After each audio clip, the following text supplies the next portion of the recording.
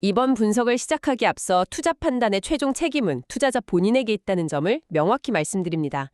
저희는 단순 참고할 정보나 분석을 제공할 뿐 특정 종목이나 섹터에 대해 매수나 매도를 절대 추천하는 것이 아닙니다.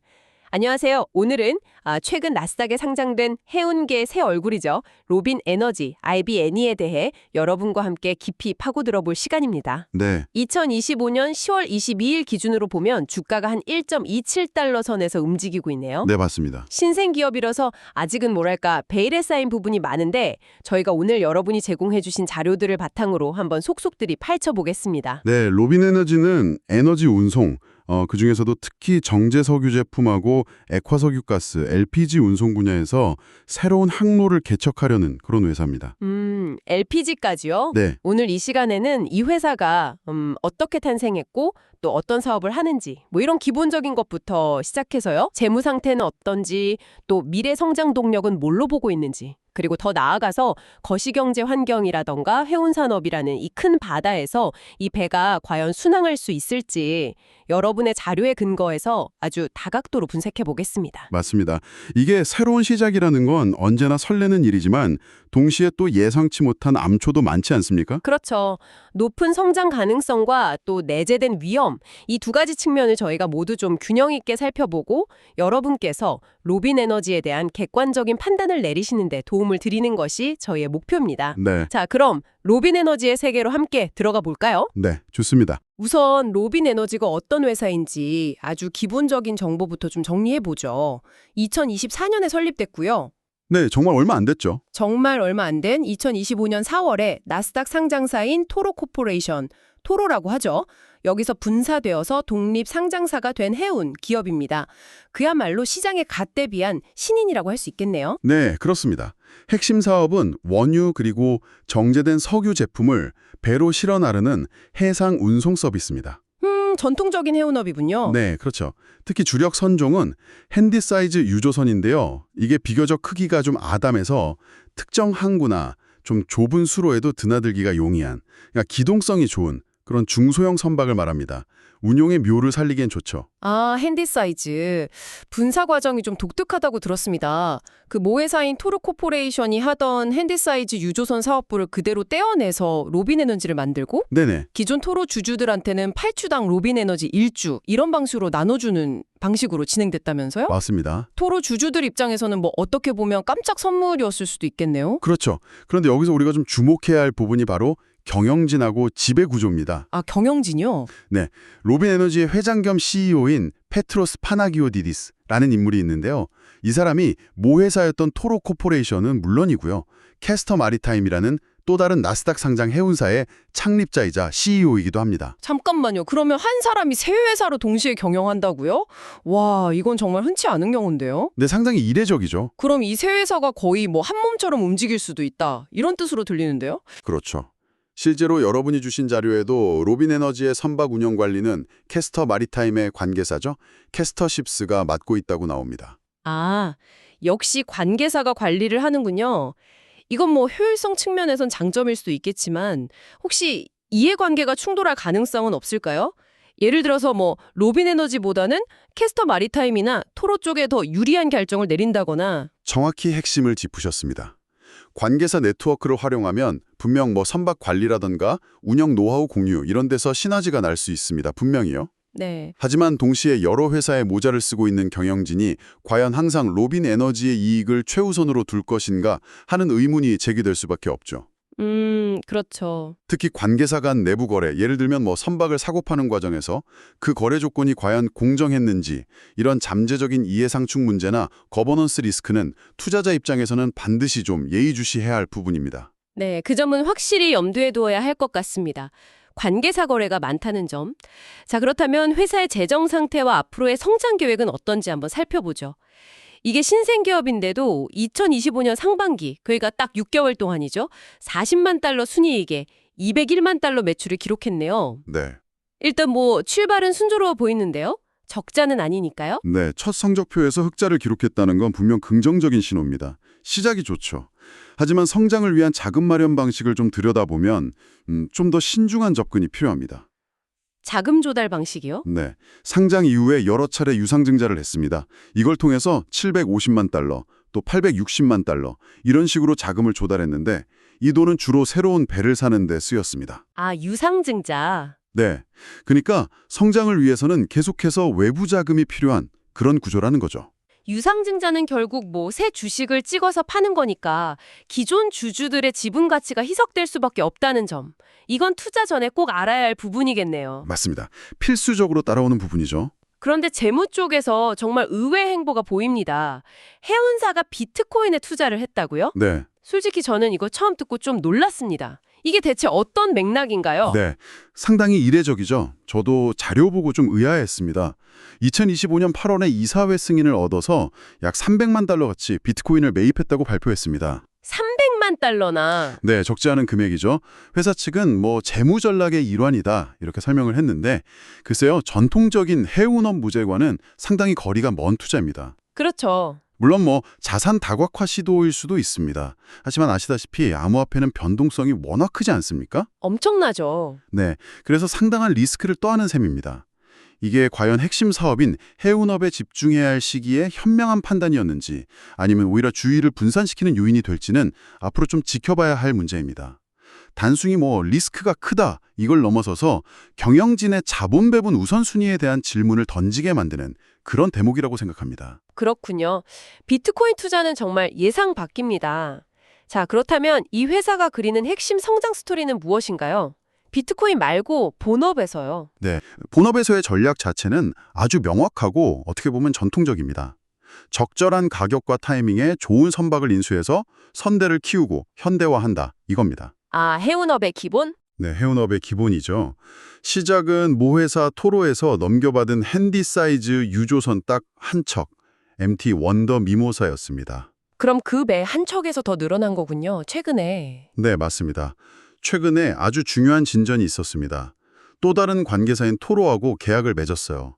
그래서 LPG 운반선 2척을 세드리기로 했습니다. 아, LPG 운반선. 이번엔 LPG네요? 네, 한 척은 2015년에 건조된 선박인데 이걸 1,800만 달러에, 그리고 다른 한 척은 2020년에 지어진 비교적 새 배입니다.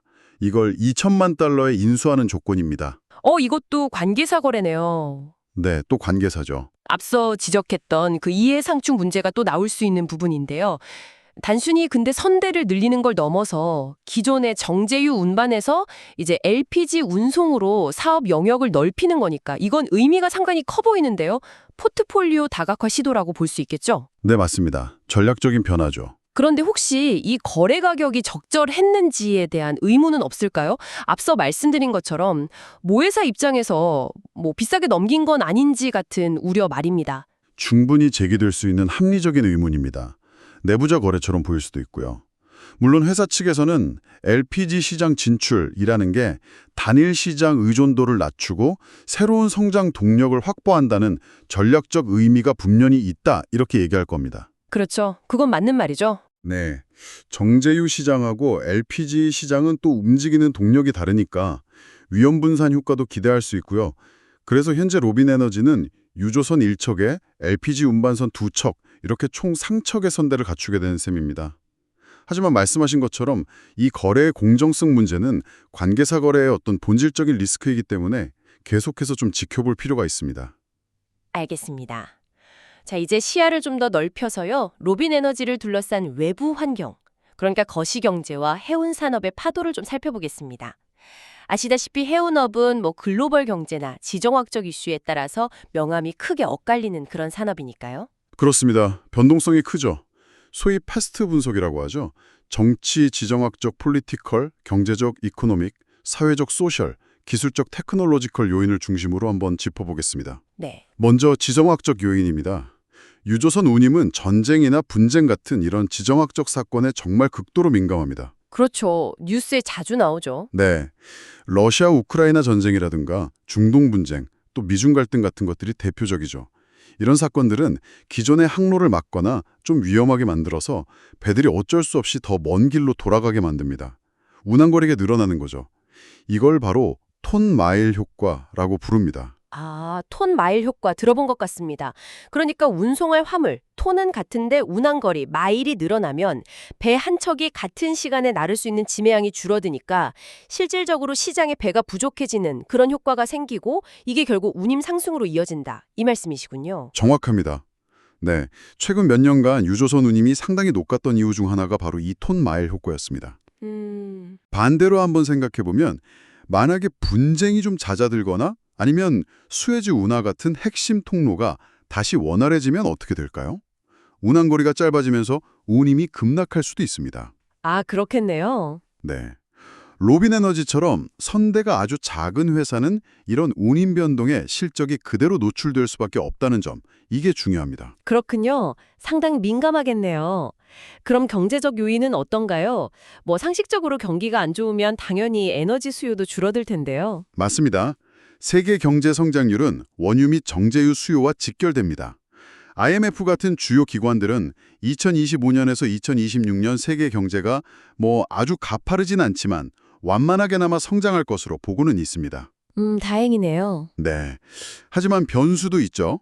미중 무역 갈등이나 여러 나라의 보호무역주의 같은 흐름이 좀 강해지면 글로벌 교역량 자체가 줄어들 수 있고 이건 해운 수요에는 당연히 악영향을 줄 수 있습니다. 그렇죠. 반면에 좀 긍정적인 측면도 있습니다. 오펙 플러스 같은 산유국들이 지금 감산을 하고 있는데 이걸 좀 완화할 가능성이 있습니다. 만약에 원유 생산량이 실제로 늘어나면 유조선 시장에는 호재가 될 수 있죠. 공급이 늘어나니까요. 아, 수요와 공급. 그렇군요. 다음은 사회 기술적 요인인데요. 역시 환경 규제가 가장 큰 이슈겠죠, 요즘. 네, 맞습니다.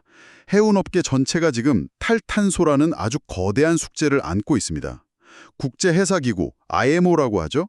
여기서 주도해서 규제를 계속 강화하고 있는데요. 네. 대표적인 것이 실제 운항 기록을 바탕으로 해서 탄소 배출 효율 등급을 매기는 선박 탄소 집약도 지수 CII라는 게 있고요. 또 설계 단계의 에너지 효율을 따지는 현존선 에너지 효율 지수 EXI 같은 것들이 있습니다. 복잡하네요.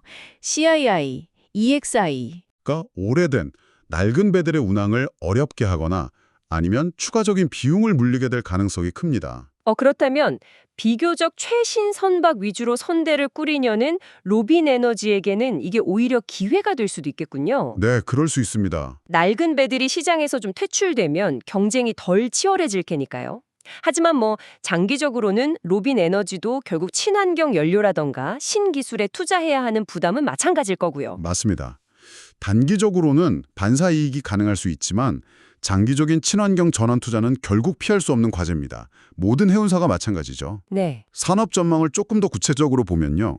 로빈에너지가 진출한 시장 중에 하나인 정제유 제품 운반선, 이걸 프로덕트 탱커라고 하는데요.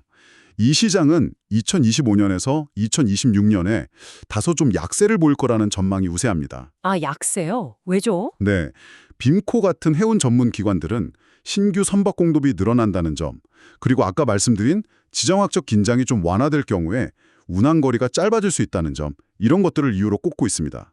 공급은 늘고 수요는 줄어들 수 있다는 거죠. 그렇군요. 그럼 원유를 직접 나르는 원유 운반선 시장은 좀 다른가요?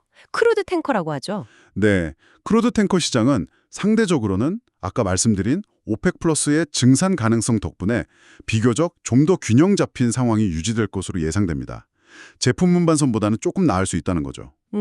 하지만 여기서 가장 중요한 것은 해운업 자체가 본질적으로 사이클 산업이라는 사실입니다.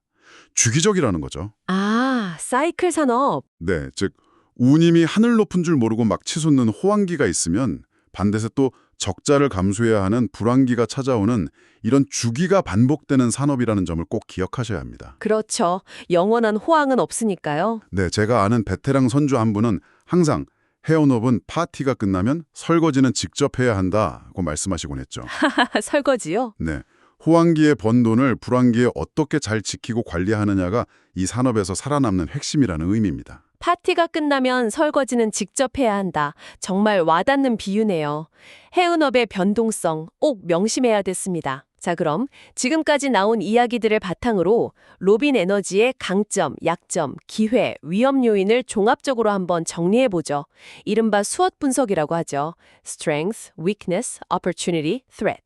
강점부터 한번 짚어주시겠어요? 네, 강점 스트렝스부터 보면요. 첫째는 선제 확장과 현대화를 통한 성장이라는 그 목표가 아주 명확하다는 점입니다. 네, 전략이 뚜렷하죠. 둘째는 CEO가 여러 해운사를, 물론 논란의 여지는 있지만 어쨌든 성공시킨 경험과 노하우를 가졌다는 점. 경험 많은 경영진. 네, 셋째는 최근에 LPG 시장에 진출함으로써 사업 다각화에 첫발을 내딛었다는 점. 이 세 가지를 주요 강점으로 꼽을 수 있겠습니다. 네, 그럼 약점은 어떤가요? 아무래도 신생 기업이고 규모가 작으니까 약점도 꽤 많을 것 같은데요. 네, 약점, 위크니스는 상당히 뚜렷합니다. 첫째, 운영 선박의 현재 단 3척이라는 극도로 작은 선대 규모입니다. 딱 세 척이요. 네, 이건 뭐 규모의 경제 실현이 불가능하고 외부 충격에 매우 취약하다는 의미죠. 둘째는 성장을 위해서 유상증자에 크게 의존하고 있다는 점, 즉 높은 자본 의존도입니다. 지속적인 주주가치 희석 위험이 있다는 거죠. 네, 작은 조달 문제. 셋째는 뭐 당연한 얘기지만 짧은 운영 이력, 트랙 레코드와 1년 미만의 경영진 재임 기간, 아직 검증이 덜 됐다는 거죠. 마지막으로 소형주 특유의 높은 주가 변동성, 이것도 투자자 입장에서는 상당히 부담스러운 약점입니다. 그렇죠. 변동성이 크면 투자하기 어렵죠. 기회 요인은 어떤 걸 찾아볼 수 있을까요? 이런 어려운 환경 속에서도 분명히 기회는 있을 텐데요. 네, 기회, 오퍼튜니티스 요인으로는 첫째, 현재 진행형인 지정학적 불안정성이 지속되면서 아까 말씀드린 톤마일 효과가 유지되거나 오히려 더 강화될 가능성, 이게 운임 상승으로 이어질 수 있죠. 역설적이네요. 네, 그렇죠. 둘째는 환경 규제 강화가 오히려 낡은 선박들을 시장에서 퇴출시켜서 로빈 에너지처럼 상대적으로 현대적인 선대를 지향하는 기업에게는 유리하게 작용할 수 있다는 점. 네, 반사이익. 셋째는 소형주기 때문에 만약에 정말 성공 스토리를 쓴다면 소위 멀티베거, 즉 몇 배의 높은 투자 수익률을 안겨줄 수 있는 잠재력이 있다는 점. 아, 대박의 꿈. 네, 마지막으로 넷째는 규모가 작기 때문에 오히려 대형사들에 신경 쓰지 않는 그런 틈새 시장, 니치 마켓을 공략할 수도 있다는 점 등을 기회 요인으로 꼽을 수 있겠습니다. 그렇군요. 자, 마지막으로 위험 요인입니다. 로빈 에너지 앞에 놓인 가장 큰 난관은 무엇이라고 보시나요? 위험 요인으로는 첫째, 만약 글로벌 경기가 예상보다 더 둔화될 경우 석유 수요가 감소해서 운임 하락 압력으로 작용할 수 있다는 점. 이게 가장 크겠죠. 네, 경기 침체 리스크. 둘째는 반대로 지정학적 리스크가 예상보다 빨리 해소될 경우 운항거리가 단축되면서 운임 시장이 급격히 냉각될 가능성. 이것도 큰 위협입니다. 이것도 참 아이러니하네요. 네.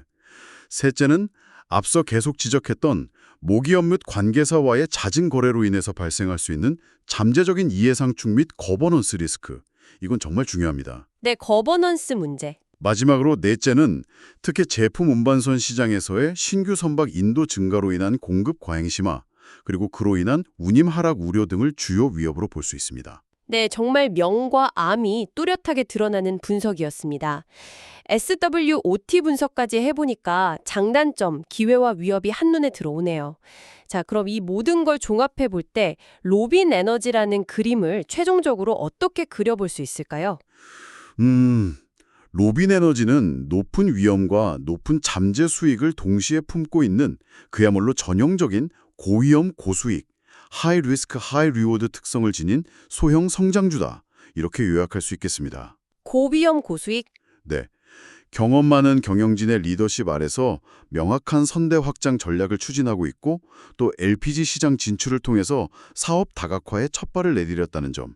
이런 건 분명히 긍정적인 부분입니다. 하지만 동시에 그 이면에 도사리고 있는 리스크들을 결코 가볍게 봐서는 안 된다 이 말씀이시죠? 그렇습니다. 절대 관과해서는 안 되죠.